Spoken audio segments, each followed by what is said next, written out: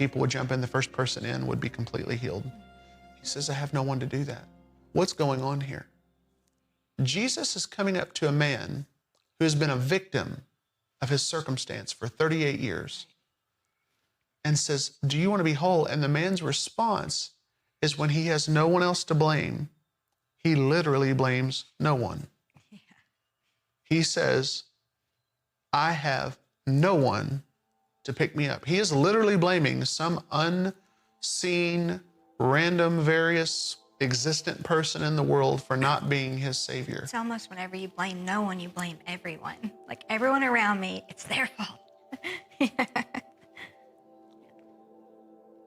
And my theology is challenged here because Jesus then responds to him, take up your mat and walk. And for years, I'm like, that's a good story. Jesus gets accused of healing on the Sabbath.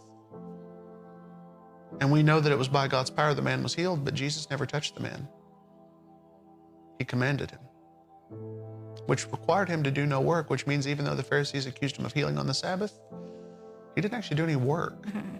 He just spoke, because he's the Word, and there's power in his spoken word. And he tells the man, take up your mat and walk.